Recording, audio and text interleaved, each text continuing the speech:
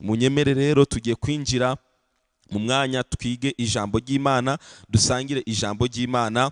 Imana dusize ku mutima, kandi ndabizi neza ko Imana iri bubashe kutugira neza. Reka dusenge. Mana, turagushimiye kubw'uyu mwanya mwiza uduhaye wo gusangira ijambo ryawe n'ubwoko bwawe. Ndasenze kugira ngo ukomeze kutugira neza, uvugane n'imitima yacu, Mwuka Wera adushiremo amagambo akomeza imitima yacu, ahembura ubuzima bwacu, aturemamo ibyiringiro bisha uhereye none n'iteka ryose. Urakoze, ugire neza abadukurikiye n'abazakurikira iri jambo ryawe Mwami, igihe cyose bazarikurikiraho nabo bazahabwa umugisha nawe.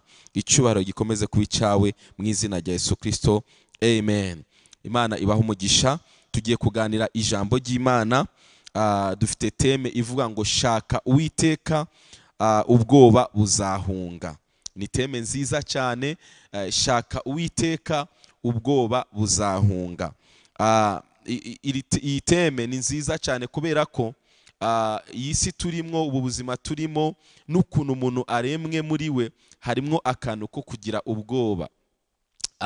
Ubwoba ni ikintu nakise ni kimwe mu bikoresho cyangwa se ni imwe mu ntwaro Satani akoresha kugira ngo ubwoko bw'Imana butakaze ibyiringiro. Ubwoba Satani arabukoresha cyane, bigatuma abantu batabasha gukoreshwa n'Imana cyangwa se ngo babashe kugera mu masezerano y'Imana. Nigeze gutekereza kuri aya magambo. Nibuka igihe kimwe twari turi mu Burundi, turi ahantu mu giterane, ahantu mu cyaro. Noneho twari twitabiriye igiterane nk'abavugabutumwa, nk'abakozi b'Imana. Noneho umukozi w'Imana ari kubwiriza, atangiye gusengera abantu, imyuka mibi itangira kubavugiramo, itangira gutuma bakora ibintu bidasanzwe. Noneho umukozi w'Imana abwira abantu twari turi kumwe, aravuga ngo nimugende musengere bariya abantu. Bene data, ndababwiza ukuri, abantu benshi bagize ubwoba, batinya kujya gusengera abantu, kandi ari abakozi b'Imana, ari abavugabutumwa, ko babonye ibintu birenze ubwenge bwabo, birenze ibitekerezo byabo, bituma batabasha gukoreshwa n'Imana. Hari bene data twari turi kumwe icyo gihe, barabyibuka. Nge natsinze ubwoba, natsinze umwuka w'ubwoba, ndavuga ngo ngiye gusenga. Ryari irya mbere mbonye ibyo bintu, ariko ndababwiza ukuri, Imana yarankoresheje nsengera abantu barimo abadayimoni babavamo, ariko natsinze umwuka w'ubwoba. Abandi bagize ubwoba, nge ndavuga ngo umwuka w'ubwoba ngomba kuwutsinda. Rero ubwoba ni intwaro Satani akoresha rimwe na rimwe, bigatuma tutabasha kwinjira mu mugambi w'Imana, bigatuma tutabasha kwinjira mu masezerano y'Imana. Hari ibintu byinshi Imana yavuze ku buzima bwacu, hari amasezerano menshi Imana ifite ku buzima bwacu, ariko Satani igikoresha akoresha adutera ubwoba. Rero ubashije gutsinda umwuka w'ubwoba, wabasha kugera kure cyane mu buzima bwawe. Uzi ko hari n'abantu batinya gukora business, akavuga ngo iyi business shobora kuyikora nka homba, cyangwa shobora gukora kino kintu nigicemo, shobora kuapplyinga hano nibikunde, shobora gusaba akazi. Satani akakwereka ko bidashoboka, akakuremamo ikintu cy'ubwoba, bigatuma utabasha kugera mu mugambi w'Imana. Rero gushaka Uwiteka bituma ubwoba buhunga mu buzima bwacu. Nagira nkwibutse mwene data unkurikiye nonaha, amasezerano y'Imana ari ku buzima bwawe yose azasohora, ariko ugomba guhangana n'umwuka w'ubwoba muri wewe ukubwira ngo ntibikunda, ukubwira ngo ntibizashoboka. Satani akakwereka n'inzira nyinshi, akakwereka ndore uyu yaragerageje biranga, uyu yarabikoze ntibyakunda, ariko wewe ntabwo ukwiriye kumvira Satani, kumvira amajwi ya Satani. Ukwiriye gukomeza kwiringira Imana, kuko Imana yavuganye nawe nizatuma ugera hariya hantu yakubwiye kuzagera mu buzima bwawe. Yesu ashimwe cyane. Imana idufashe cyane. Hari ahantu Imana yakubwiye kuzagera, nutsinda umwuka w'ubwoba uzagerayo. Nagerageje kureba muri Bibiliya, hari inkuru ushaka dusoma iri muri Matayo igice cya 14. Murebe ukuntu ubwoba butuma umuntu adasingira ku ijambo Yesu yamuvuzeho. Matayo igice cya 14 umurongo wa 22 turaza kugeza kuri 34. Bibiliya avuga ngo uwo mwanya ahata abigishwa be ngo bikire mu bwato babanze hakujya amare gusezera abantu. nawe nagira ngo tugende gahoro, ndashaka ko twiga tukagenda gahoro kugira ngo tubashe kubyumva neza. Aya magambo ni Yesu waruvuza aya magambo. Yabwiye abigishwa arababwira ngo nimujye mu bwato, mujye mu bwato mufate urugendo tugende hakujya hariya. Ni ukuvuga ngo hari ahantu Yesu yababwiye bagomba kugera. Now niba Yesu avuze ijambo, nta kintu na kimwe cyabasha kuvuguruza ijambo Yesu yavuze. Aha rero niho bipfira, aha rero niho Satani atereza akavuyo mu bantu, agateza ubwoba, agateza intambara, bigatuma abantu batabasha kwizera icyo Imana yababwiye. Ababigishwa deja Yesu yari yararangije kubabwira ngo mujye mu bwato, hari ahandi hantu tugomba kugera hariya. Umva rero ukuntu byagenze. Ku murongo wa 23 biravuga ngo amaze kubasezera aragenda azamuka umusozi wenyene ajya gusenga. Bwari bugorobye ari wenyene. 24 ariko ubwato bugeze imuhengeri buteraganywa n'umuraba kuko umuyaga ubaturutse imbere. Now murumva Yesu yari yamaze kubabwira ko bagomba kugera ahantu. Hari ahantu Yesu yari yababwiye ko bagomba kugera. Batangiye urugendo, hagati y'urugendo rubaganisha aho Imana yababwiye, aho Yesu yababwiye, bahuye n'ikibazo. Bahura n'umuyaga mwinshi cyane ubaturutse imbere.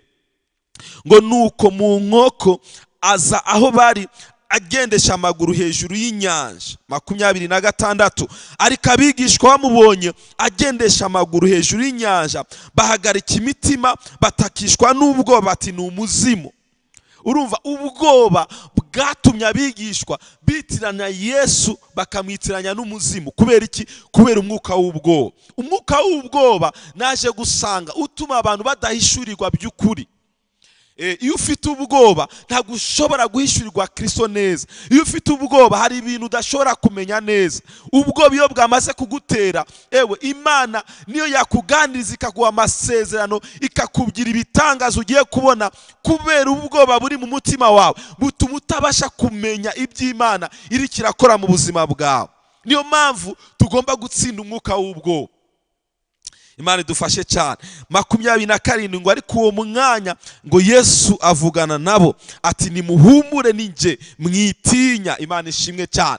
Umwuka w'ubwoba ntugatume ushidikanya ugira ubwoba. Yesu harakubwira iteka ryose ngo humura witinya. Ndashaka uyu munsi nguze kubwira ubwoba bukuvemo, kuko Yesu harakubwira ngo humura witinya.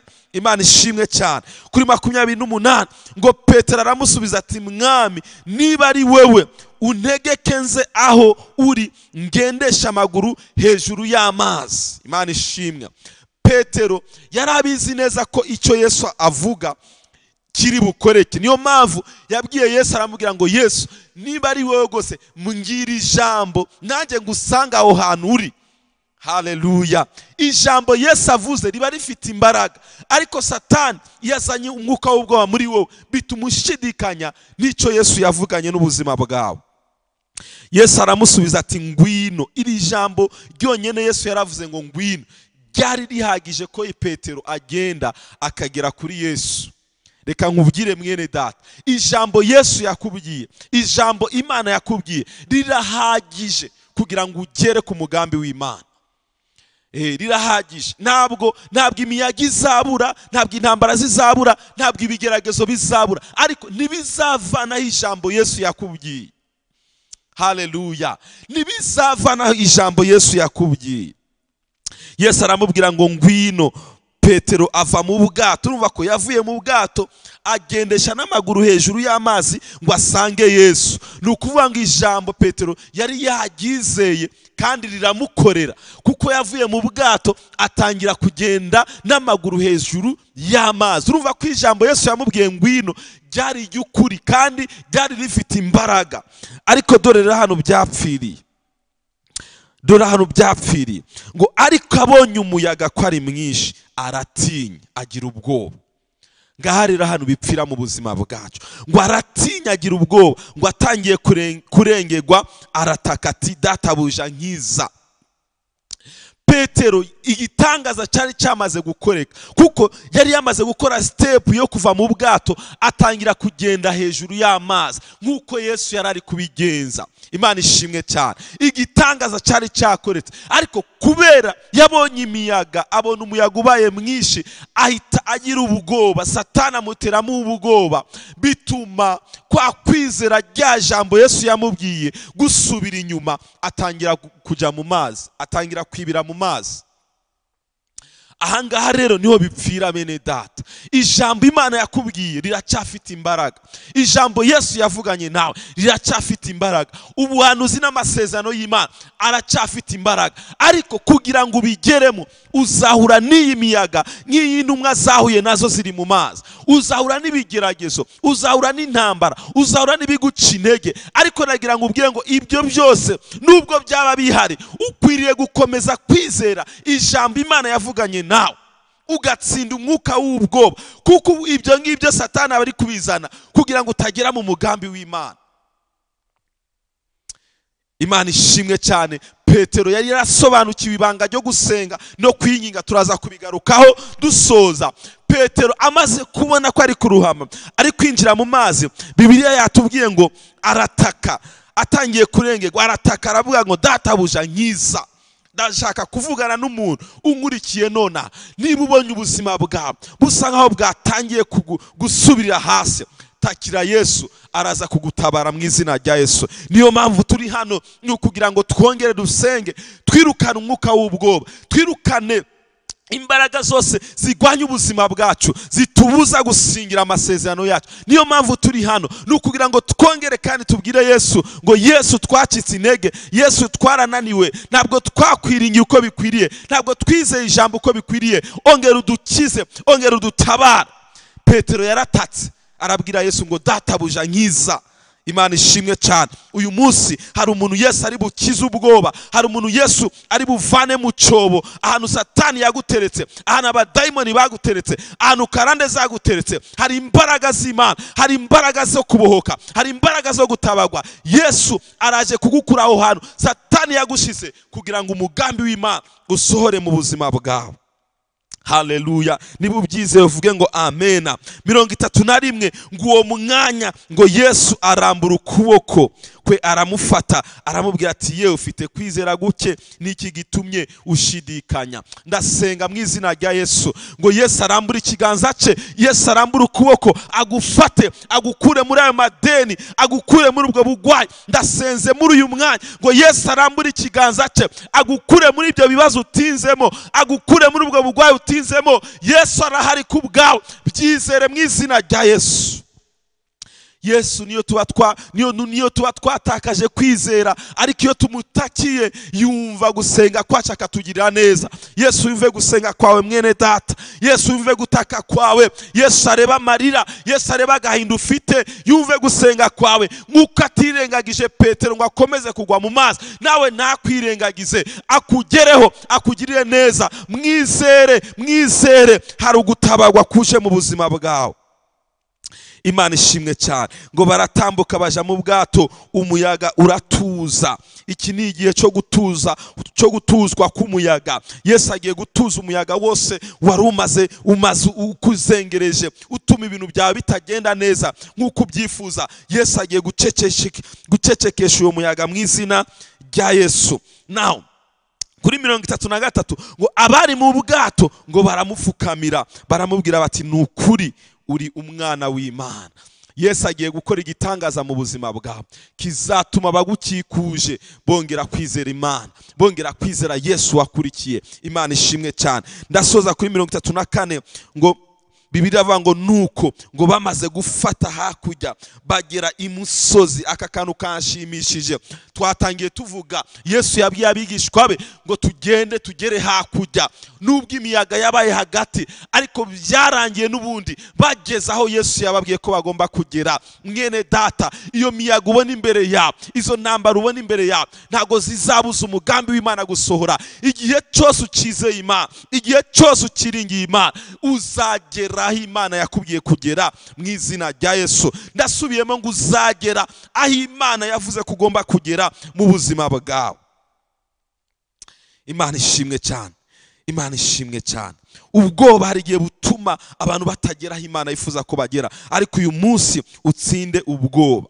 Umva kano kana, iyi si turimo irimo ibintu byinshi cyane pe, singiye kukubesha, singiye kwihagararaho. Iyi si irimo ibintu byinshi byatuma umuntu agira ubwoba, byatuma umuntu ashidikanya, birahari pe. Ariko twebwe nk'abana b'Imana ntabwo turi mu bantu bagomba gutega ubwoba nibyo twumva, nibyo dusoma mu makuru, nibyo tureba muri za televiziyo, nibyo tureba kuri YouTube. Ntabwo tugomba kugendera ku byo tubona abantu bavuga. Twebwe nk'abana b'Imana tugomba kuyoborwa n'ijambo ry'Imana, tugomba kuyoborwa n'Umwuka Wera, tugomba kuyoborwa n'amasezerano y'Imana ari ku buzima bwacu. Kuko Bibiliya ivuga ngo umukiranutsi wanjye azabeshwaho no kwizera. Mu bibazo no mu ntambara, mu miyaga itandukanye, umukiranutsi w'Imana azabeshwaho no kwizera. Rero gushaka Imana nicyo kintu cyonyine kizotuma dutsinda umwuka w'ubwoba.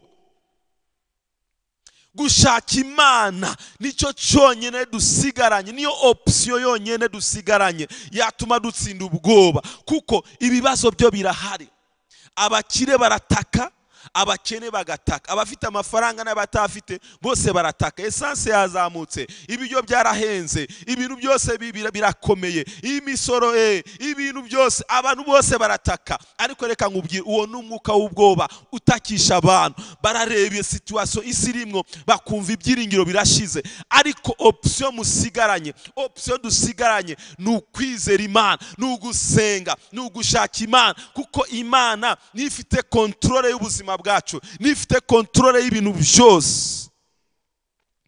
Haleluya. Gushaka Imana niho hari igisubizo cy'ubuzima bwawe.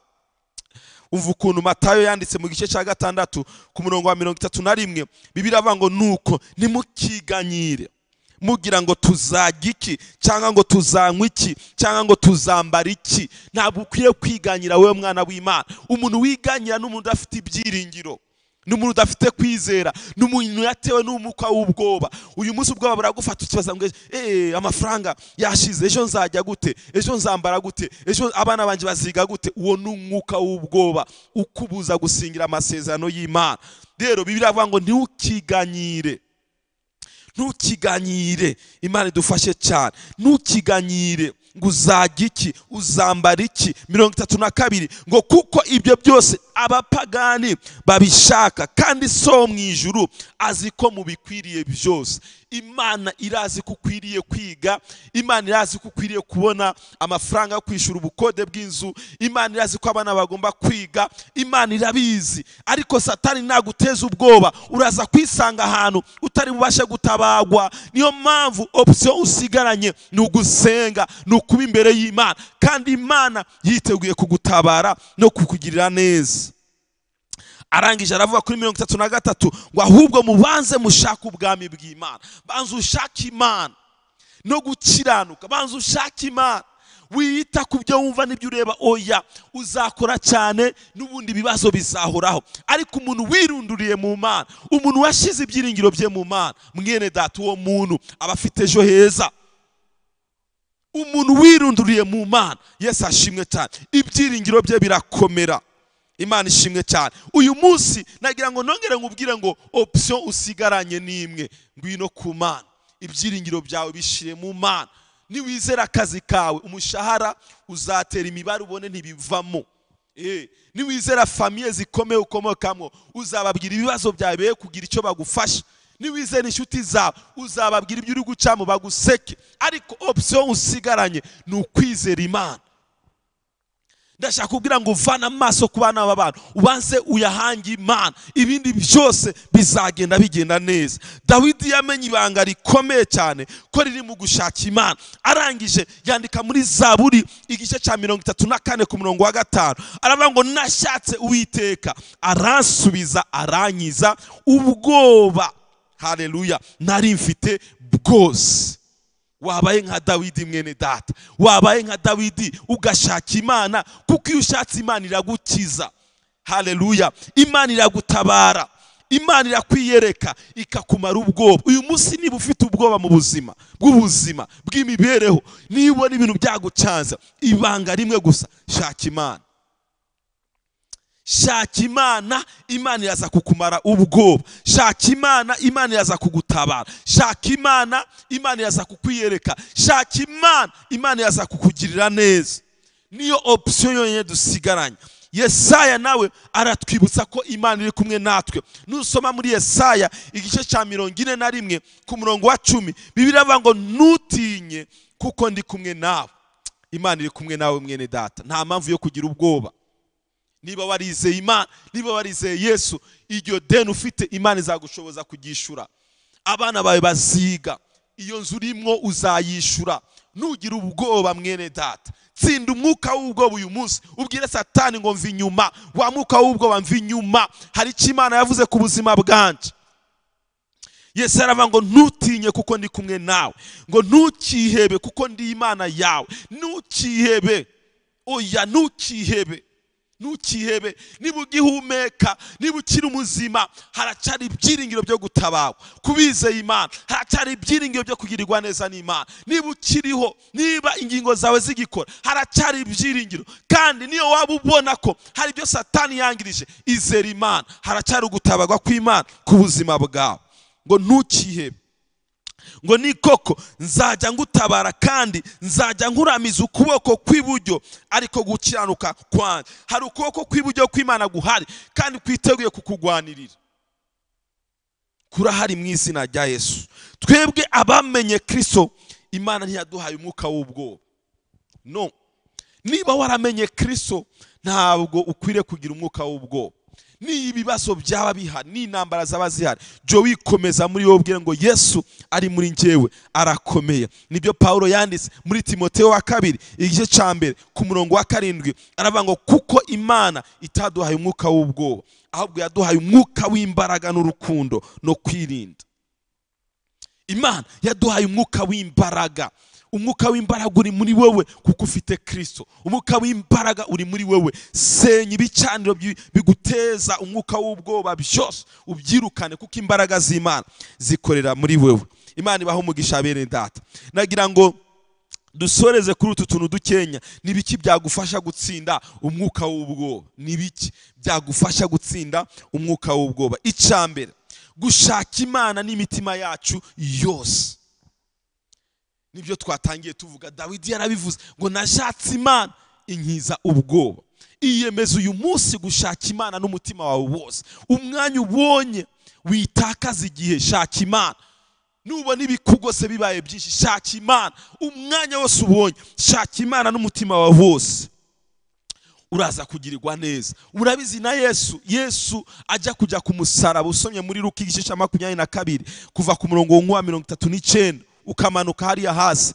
Yesu nawe yagize ubwoba muri we kuko yaratangiye gusenga isengesho riri mu bwoba. Abwira Imana ngo Mana, iki gikombe kindengane. Ariko kubera gusenga ahindura isengesho, abwira Imana ngo Mana, bibe nk'uko ushaka. Yaramaze gutsinda ubwoba. Bibiliya ivuga ngo Imana yamweje marayika amwongera imbaraga. Iyo wiyemeje gusenga no gushaka Imana n'umutima wawe, Imana ikongera imbaraga, ugatsinda umwuka w'ubwoba. Imana ishimwe cyane. Icya kabiri cyatuma utsinda umwuka w'ubwoba ni ukwizera imbaraga z'Imana ko zishoboye gutabara ubuzima bwawe. Haleluya. Kwizera ijambo ry'Imana, kwizera imbaraga z'Imana ko zishoboye gutabara ubuzima bwawe. Imana twizeye ni Imana ifite imbaraga, ifite kontrole hejuru y'ibintu byose. Sinzi ibi bintu niba ubyumva cyangwa niba ubyizera. Niba wizera ko Imana ifite imbaraga zo gukontorora situation zose, zo gukontorora ibibazo, zo gukontorora ubuzima bwacu, niba ibyo bintu byizeye, haleluya, biraza gutuma utsinda umwuka w'ubwoba uyu munsi. Nta kintu na kimwe kinanira Imana, nta kintu na kimwe Imana idashoboye, nta kibazo na kimwe Imana itagukuramwo. Izera imbaraga z'Imana, izera imbaraga z'Imana. Ubwira umutima wawe ngo Imana yanjye nizeye ni Imana y'imbaraga, ni Imana y'ubutware. Yesu abaho umugisha mwinshi cyane. Icya gatatu kiravuga ngo gusobanukirwa urukundo Imana idukunda ko ari rwinshi cyane.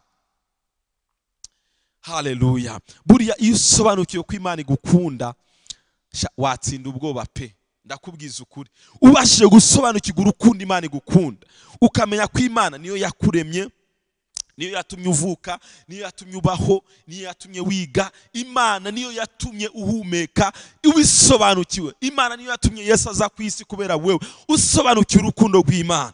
Haleluya, wabasha kugirirwa neza n'Imana. Umwanditsi wa Yohana wa mbere igice cya 4 ku murongo wa 18 yaravuze ngo mu rukundo ngo ntiharimo ubwoba.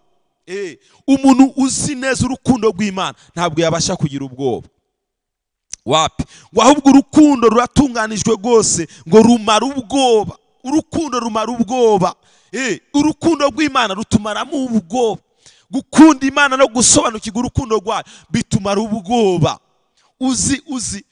Iyo uzi ko ufite umuntu ufite imbaraga yakugwanirira, yakwishura minervare, yakugurira imodoka, yakugurira inzu, yatuma ibintu byawe byose uzi ko ufite uwo muntu kandi agukunda, icyo wamusaba cyose yakigukorera, uba wumva uri safe. Rero n'Imana nikimeze. Imana ifite ubushobozi bwose, ifite ubutware, ifite imbaraga, ifite ibintu byose. Rero kandi iyo Mana ifite byose ni Imana idukunda. Yaranabigaragaje ubwo yatangaga Yesu, yagaragaje urukundo dukunda ubwo yaduhaga Yesu. Rero ubwo itimanye umwana wayo ku musaraba, niko Paulo yanditse mu gitabo cy'Abaroma, ngo ubwo itimanye umwana wayo ku musaraba ngo ese ngo izabura ite kutugabira ngo n'ibindi bintu byose. Sobanukirwa urukundo rw'Imana bituma utsinda umwuka w'ubwoba.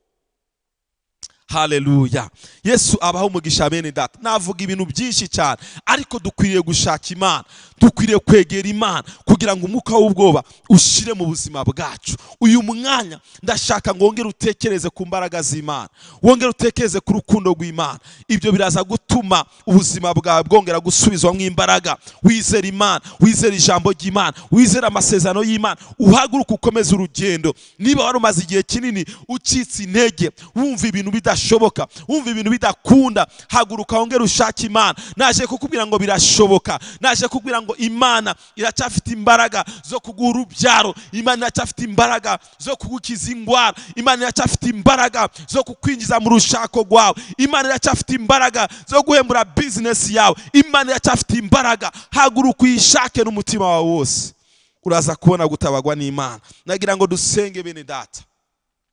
Dusoza mu Migani 29 igice cya 29 umurongo wa 25, Bibiliya ivuga ngo gutinya abantu kugusha mu mutego, ariko uwiringira Uwiteka azaba amahoro. Uwiringira Uwiteka azaba amahoro. Iringire Uwiteka muri ibi bihe turimo. Muri ibi bihe turimo isi isa nkaho igoye, irimo ibibazo byinshi, irimo ibiyaga myinshi, irimo intambara nyinshi. Wiringiye Uwiteka, izera Imana, uzaba amahoro kandi uzagugwa neza. Yesu abaho umugisha mwinshi. Tsinda umwuka w'ubwoba, ushaka Imana, wizera Imana, ugutabaga kurahari. Haleluya. Reka dusenge. Usenge muri uyu mwanya, ubwire Imana ngo Mana, nizeye imbaraga zawe, nizeye amasezerano yawe, nizeye ijambo wavuze ku buzima bwanjye. Umwuka w'ubwoba uve muri njyewe. Haleluya, kugira ngo mbashe kwinjira mu masezerano yanjye. Imana ibaho umugisha. Reka dusenge. Data mu izina rya Yesu, uri Imana igira neza, uri Imana ikomeye. Ndagushimiye kubw'ijambo ryawe. Nukuri ijambo ryawe nukuri, kandi icyo uvuze cyose mwami kiba kibaye. Umwuka w'ubwoba usoke mu buzima bwacu. Daimoni ziduteza ubwoba, zitwereka ko ibintu bidashoboka, reka zisoke mu buzima bwacu mu izina rya Yesu Kristo. Ibitekerezo byose by'umwanzi Satani bitubwira ngo ntibikunda, ntibishoboka, reka bisoke mu buzima bwacu mu izina rya Yesu Kristo. Ndasengeye umuntu wese unkurikiye nonaha, umuhe gutsinda umwuka w'ubwoba mu izina rya Yesu Kristo. Mwami Imana, twizeye imbaraga zawe, twizeye gukora kwawe, twizeye gukomera kwawe mu izina rya Yesu Kristo. Turakwiringiye Mwami Imana ko ari wowe uzatuma twinjira mu masezerano yacu, twinjira mu byiza byose wavuganye natwe Mwami Imana. Urakoze kuri Imana igira neza. Reka ugirire neza buri muntu wese ungurukiye nonaha Mwami, umuhe imbaraga zo gutsinda umwuka w'ubwoba uri ku buzima bwe Mwami Imana. Urakoze Yesu Kristo. Ndagushimiye kuvuganye natwe kandi uturememo ibyiringiro bisha uhereye none n'iteka ryose mu izina rya Yesu Kristo dusenze kandi twizeye. Amen, amen, amen. Yesu abaho umugisha, Yesu abagirire neza. Mukomeze kugira ibihe byiza kandi muzagira icyumweru cy'umugisha. Mwarahezagiwe. Shalom, shalom.